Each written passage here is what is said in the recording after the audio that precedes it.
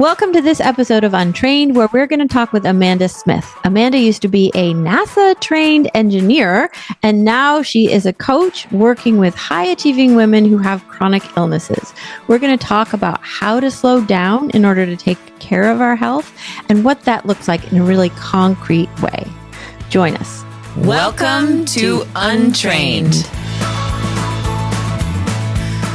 Hey, Whitney. Hey, Iris. Hey, we have a fun guest today, and we're going to try something new. I want the guests to tell us about what you think the audience should know about you. You have some cool facts. Amanda Smith, who's on with us and also has her own podcast. Hi, Amanda. Thank you for having me. Excited to be on Untrained. This is the best kind of name for a podcast, and the things that you guys talk about are perfect. A fun fact about me, when I started as an engineer, I started on toilets for prisons and supermarkets and airplanes. So every time I get on an airplane, I go to see if it's my toilet. And then when I left NASA's Artemis program, the last thing that I worked on was the bathroom and helping astronauts figure out how to position themselves just right to poop in space. That was probably the most visited artifact, if you will, at the Air and Space Museum, for sure. Like all the kids gathered around the space toilet. So how does one go from space toilets, right, to where you are today, which is helping high-achieving women sort of get out of their own way, help to heal themselves? I mean, help us make this leap. Yeah. It's been a journey. So I was an athlete from the get-go. 8 years old, I was playing volleyball, basketball, and softball. By junior high, I was doing track and field. Now as an adult, I am a power lifter. I love rock and ice climbing. Snowboarding is my jam. Like, athlete the whole time. So as I was studying physics in high school, I was obsessed with how the body moved and how physics and the body interconnected.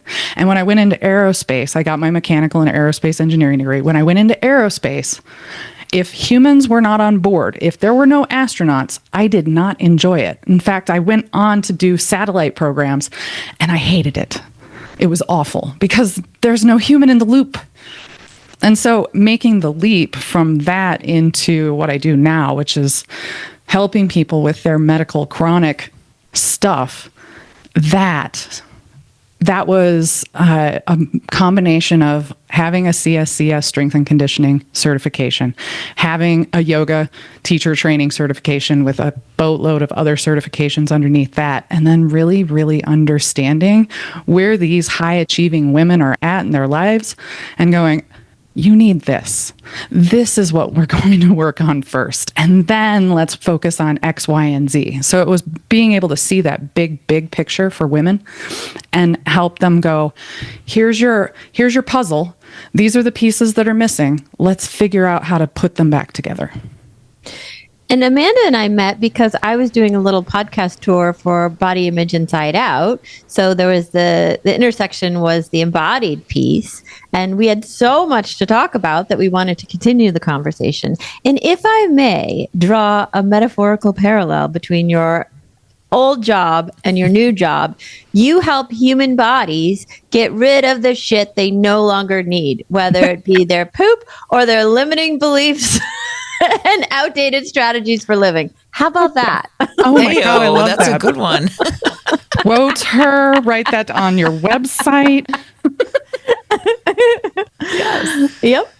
That definitely that sums it right up, because the people that I'm working with, they've gone beyond noticing the signals in their body. They're in chronic health shit shows, and unwinding that takes some time, but it also takes learning more about yourself and learning more about how your mind is working and how your mind is holding you back, and then diving into the body. Sometimes we can just dive right into the body, but it's being able to see that entire picture and then take out the damn trash. Yeah. Can you give us an example of maybe a story of how you've helped a high performing woman? And you've said, you've worked with athletes, but you also just work with women who aren't athletes and they're just high achieving women. So I think it would help the audience to know, what kind of things have you worked on, or give us a story of someone that you've worked with and how you've helped them. I had a woman who, she used to play softball, but she's in her 60s now, and she has spina bifida. She has movement issues. She's trying to figure out how to get her body to move again, so that fall prevention is something she can work toward. Getting up off the floor is something that becomes easier. Working with her has been phenomenal in terms of how quickly she gets results, because she's a bruiser on my archetype Gutsy Chick quiz. She pushes through no matter what, and she does all of the work that I give her. And I'm giving her very simple things to do. So an example of getting your brain to actually respond to your body's movements, I told her to do a body scrub, which literally looks like you're showering and rubbing every part of your body. And when you're done with that, there's some heat that rises in your body. And now all of a sudden your brain goes, oh, I know where my body's at in space. I have no problem moving. This was a huge breakthrough for her. And so this body scrub became a daily practice. Every time she was getting up out of a chair, she was doing this scrub and then standing with ease without having to hold on to something to push herself up. It was amazing to watch. And then we started to get to the pain. So spina bifida is pretty stinking painful. And she has two major spots on her body, and it happens to be at the bottom and the top of her spine. And pain has reduced at this point now. So we've been working together for 6 months, and her pain has reduced 80%. There is a 20% of the time where she's experiencing pain. But because we've been doing some of these neurological fixes, doing some recommendations on supplementation, the pain has gone away. And I'm just going, hallelujah for her. That's probably one of my favorite examples, because she is like the ideal client that takes the information and goes, yes, I'm going to use that, and does the work daily. Not all of my clients do that. So it sounds like you get the brain and the body talking a little bit better. Could you say more about that orientation, how that's not something that other people are doing? Give us a little more information there. That's fascinating. Functional neurology. That's what we're playing with there. So I started learning from a person. Here we go. There's my brain going out. Z Health. And Z Health is all about teaching personal trainers how to get their athletes to perform better. And I'm like, well, if we're going to use this on athletes, why can't we use this on everybody? Mm-hmm. And so we're doing things like vision therapy, where we're retraining the eyes so that, one, you don't have to wear glasses, but two, your eyes are taking in more information and using it better in the brain. Mm. So that's one example. The tapping, getting the proprioception part of your brain to go, I know where I'm at in space, and functioning better because of that. But it was this learning through all the neuroscience that really came out in 2020 and beyond. We have launched ourselves into this neurological research that is astronomical. You know how when we went into the tech boom, we saw things just changing every 6 months and then every 3 months? That's what we're seeing in neuroscience right now. And I am latching on to the things that I know are going to work for my clients. There's this question I really want to ask you, Amanda, because, I'm doing similar work with people, high performers, who aren't feeling great and want things to change, not necessarily as much as you are with the bodies, but you start to see trends, right? Oh, yeah. 2025's been a year, right? What are you seeing as a trend, throughout your practice?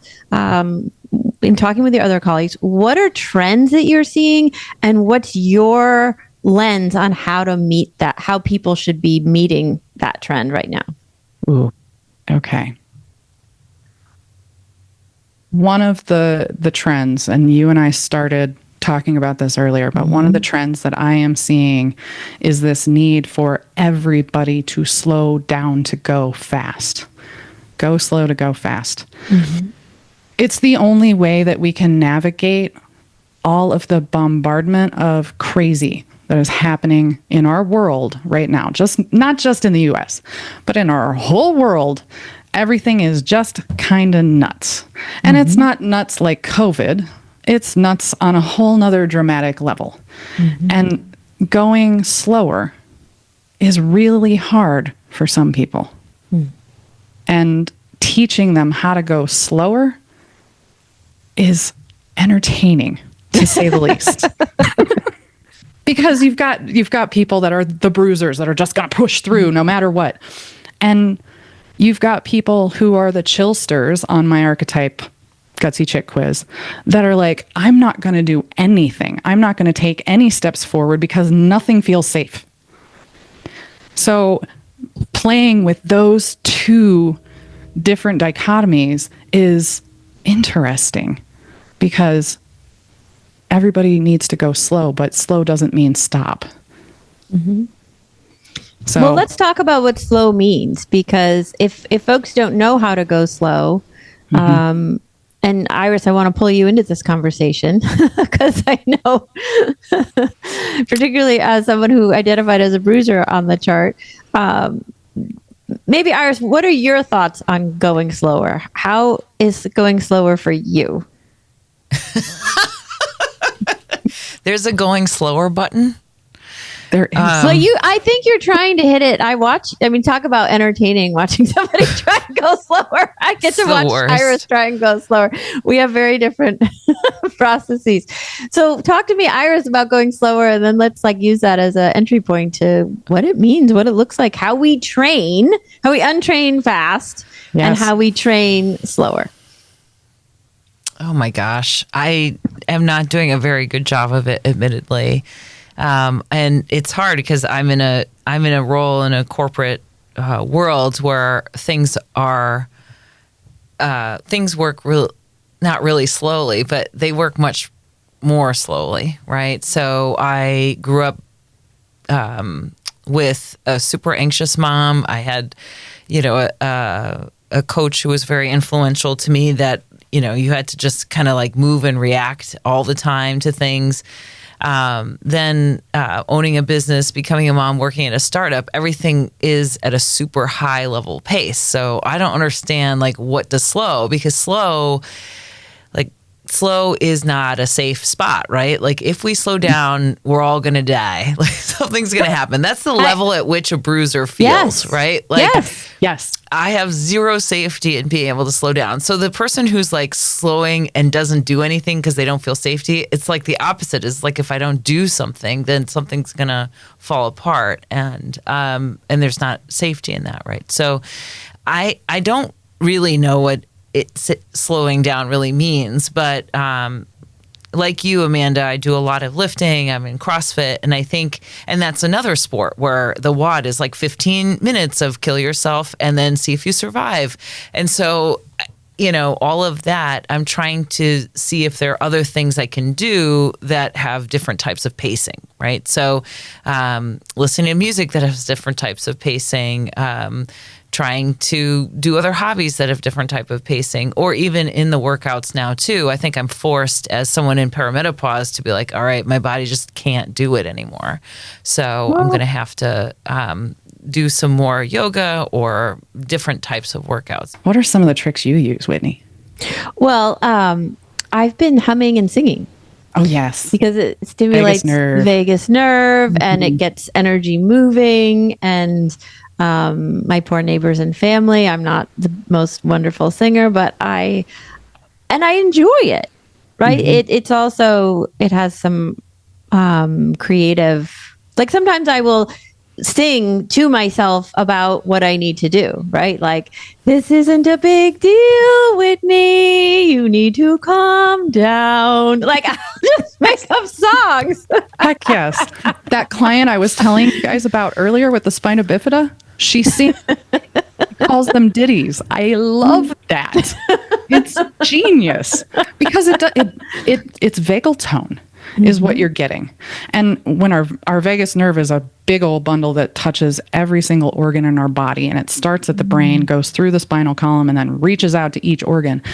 And when you vibrate that, humming or singing, you're giving it an opportunity to reset. It's a pattern interrupt. That's in all of the things I could say, you're constantly looking for the pattern interrupt. When I need a pattern interrupt, I turn on Graham Norton. I love his show. He makes me laugh so hard. And that laughing, that's vagal tone.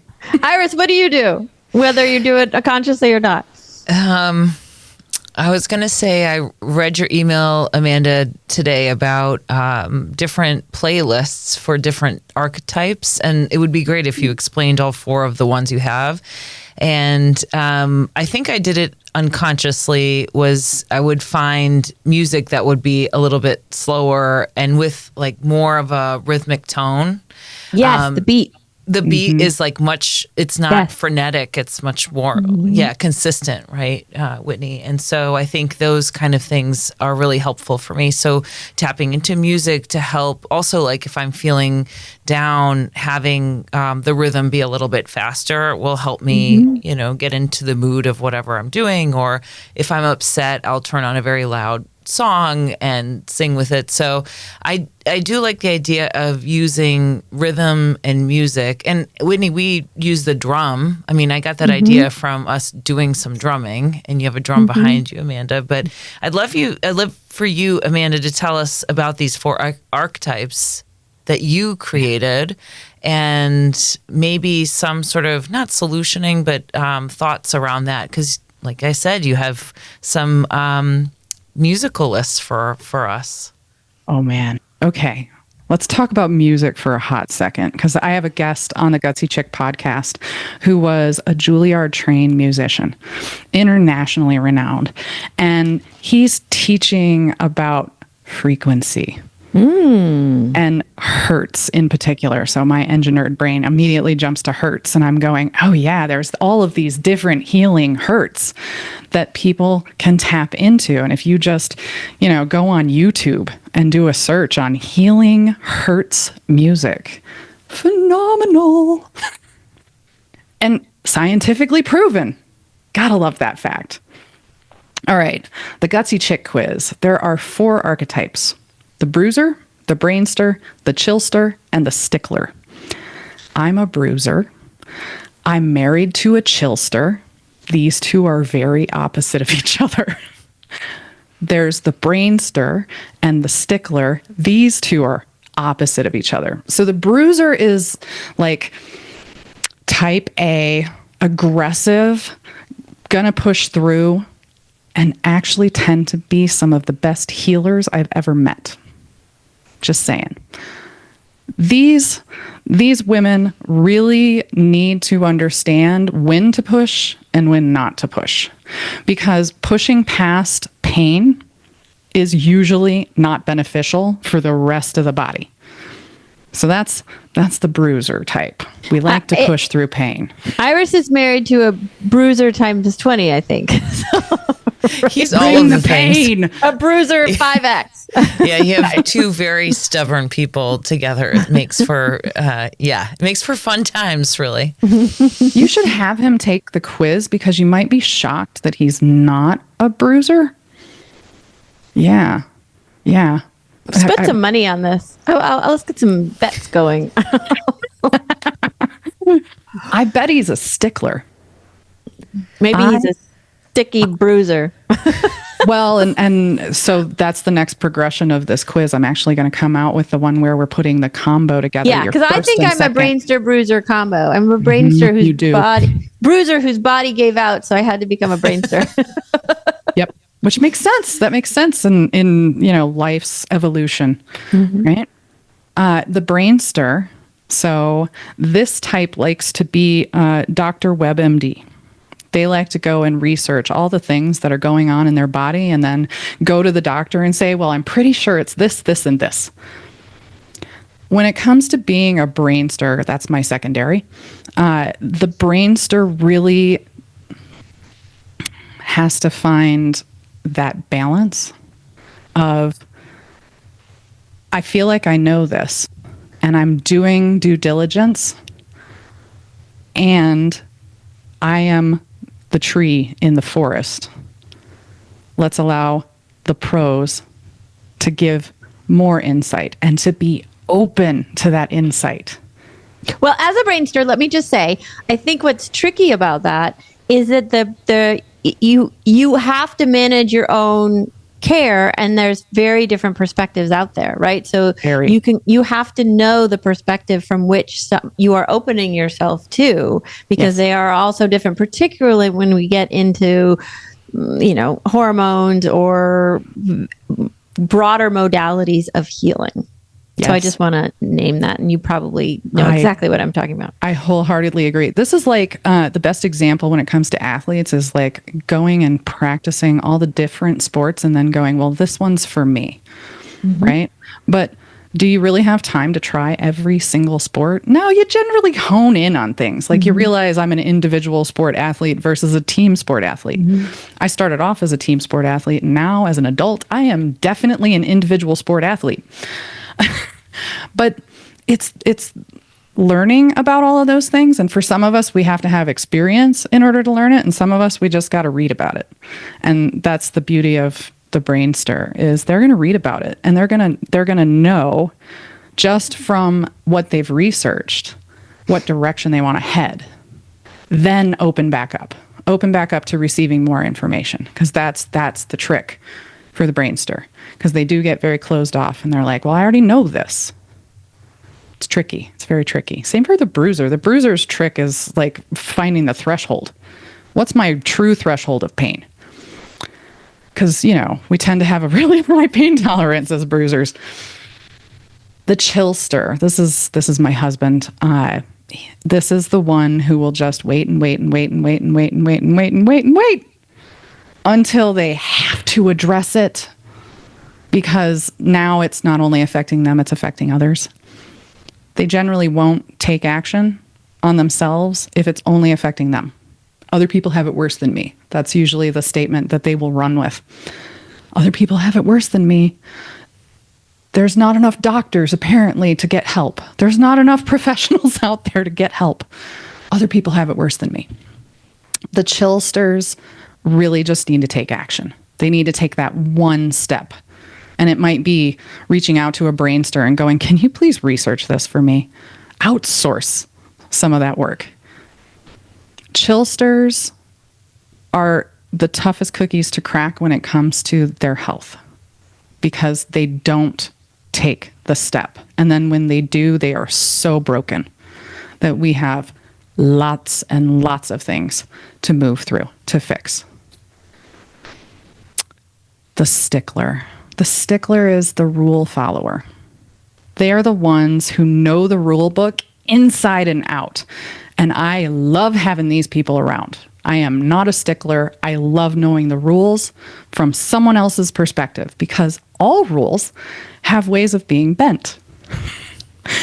So great to have them around, but when it comes to their own health, they hold themselves back if the rules have not been met.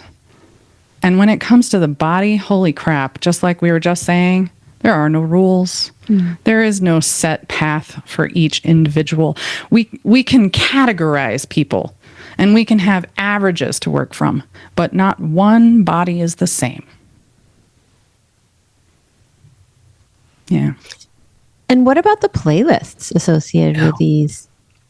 Okay, so Bruisers, I call these my pick-me-up songs. The playlist that I created for the Bruiser is my favorite because it's a lot of stuff that I already listened to, but it's all of the music that you will find in all of the playlists. General statement on this is they're all uplifting. We aren't going to put music in there that's going to pull you down. It's not going to have words that it can go into your subconscious and wreak havoc on you. Because when we listen to music, because it's in a rhythmic state and because it's got some sound behind it, our subconscious cannot block that information. So if we're listening to death metal and we're talking about killing everybody, that's going into your subconscious. Don't do that to yourself. Don't listen to that kind of music, even though it's really cool. So bruisers, you're going to have this uplifting go lift to this kind of music. The Brainsters, this is more chilled and subdued, so you can go and do your research. This is like study music is what I call this. Mm-hmm. The Chillster, it's got a little upbeat because we want you to make a move. So it's poppier is what I would say. And then the Stickler is actually very similar to the Brainster, where they're studying their rules and we're giving them the space to continue to know those rules. I love that. And any tips on how to use music in our day-to-day as we're trying to slow? As we're slowing. Oh, man. When you're in your car, mm-hmm. and if you're the type of person that gets in your car and the anxiety just keeps ramping up like we were mm-hmm. talking about earlier, play some calming music. Go find the Stickler or the Brainster playlists and listen to those calming, bring you down back to center, maybe drop you into a little heavier bass so that you can feel your bottom in the chair while you're driving, instead of the death grip on the steering wheel where you're screaming at everyone. Thank you so much for being on. And I think we've covered a ton of ground. And I hope that, the podcast today makes people think about continuing to untrain, choose themselves, and then also know that it's always like an aha moment for people of like, oh, I don't have to just cognitively think through things, but you can also make some real big shifts by working through the body too. And so I think that was the purpose of making sure that you came on, to show people that there's other pathways to shifting and untraining. So Amanda Smith, if people like what they heard, how can they find you to learn more? Go take the Gutsy Chick quiz at gutsychickquiz.com. Whitney, what do we say at the end of every podcast? Keep untraining. Keep untraining. And if you like what you hear, make sure that you like us on Apple Podcasts, that you go on YouTube. We'd love to hear from you. So become part of our Untrained tribe.